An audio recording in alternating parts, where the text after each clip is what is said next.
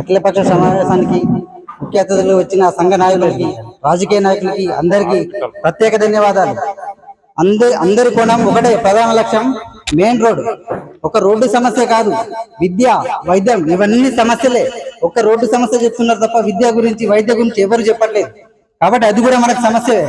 First road అయితే అన్ని automatic గా వచ్చేసాయి. కాబట్టి రోడ్డు, విద్య, వైద్యం ఇవి కూడా అందుబాటులో చేయాలని అందరినీ కోరుకుందాం. మా వంతు సహాయంగా మేము సర్పంచ్ ఉపాధ్యక్షుడిగా మేము చెప్తున్నా, మా వంతు సహాయంగా మేము కూడా చేస్తాం. కాబట్టి పులి వెంకటేష్ అన్నట్టు తీర్మానాల కోసం 1000-2000 కక్కుర్తి పడి రాలేదు. మేము ప్రజలు ఎన్నుకుంటే వచ్చినాం.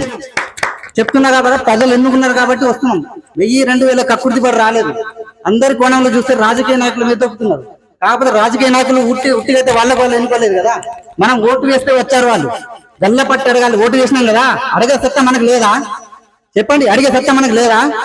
కాంగ్రెస్ పార్టీ అంటే అనిల్ అంటారు, బీఆర్ఎస్ పార్టీ అంటే జగదీష్ అన్నారు. ఎందుకు కాంగ్రెస్ పార్టీ బీఆర్ఎస్ పార్టీ ఒకటి కాదా? జనాలు ఒకరు కాదా? అడగారు అట్లా? కాంగ్రెస్ పార్టీ బీఆర్ఎస్ పార్టీ కలిసి అడిగితే వస్తుంది కదా, మన డిఎంఎస్టీ నిధులు అవన్నీ వస్తాయి కదా. పార్టీ రాగానే ఆ పార్టీ అంటారు, ఈ పార్టీ అనగా ఈ పార్టీ అంటారు. అవన్నీ ఎందుకు? ఇప్పుడు కుల సంఘాలు అందరు వచ్చారు కదా, ఇప్పుడు అడగండి, బీఆర్ఎస్ పార్టీ ఉందా, కాంగ్రెస్ పార్టీ ఉందా? అడగండి. ఇద్దరు ఇక్కడ ఉన్నారు కదా, అందరు కలిపి అడగండి. ఎందుకు మన రోడ్డు రాదు, మన విద్య రాదు, మన వ్యవస్థ రాదు? మారాలంటే ఫస్ట్ మనం మారాలి. 100కో 200కో ఓటు తీసుకొని చేస్తామా? అప్పుడు లేదా మనకు సిగ్గు? అడుగుతాం కదా, 500 కాంగ్రెస్ వాడు వస్తే 500 ఇస్తాడు, బీఆర్ఎస్ వాడు వస్తే 1000 రూపాయలు ఇస్తాడు. ఎవడు ఎక్కువ ఇస్తే వాడికి వేస్తాం. కాబట్టి మన వ్యవస్థ ఇలాగే ఉంటుంది. ఫస్ట్ మారాలంటే మనం మారాలి. రోడ్డు మారాలి, విద్య మారాలి, వ్యవస్థ మారాలంటే వాళ్ళు ఎవరు మారరు. ఫస్ట్ మనం మారి ఓటు వేయాలి. అప్పుడు ఎవడు ఎట్లా మారుతారో అప్పుడు చూసుకుందాం మనం. అందరికి నమస్తే.